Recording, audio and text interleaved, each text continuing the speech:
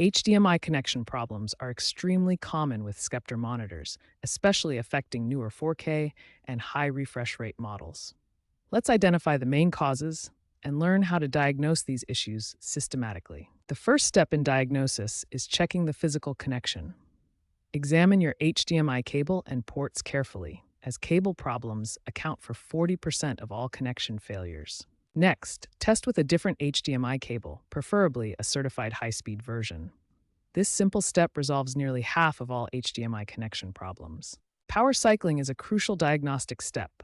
Turn off both devices, unplug them for 30 seconds, then reconnect.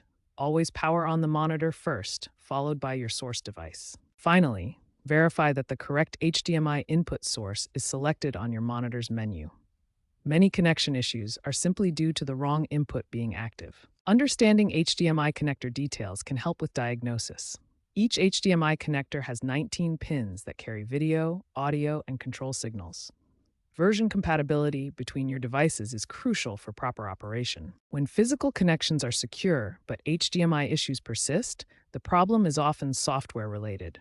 Graphics driver issues account for 25% of all compatibility problems with Sceptre monitors. Next, verify your computer's display settings to ensure the Sceptre monitor is properly recognized and the resolution is correctly configured. For persistent issues, advanced troubleshooting steps may be necessary.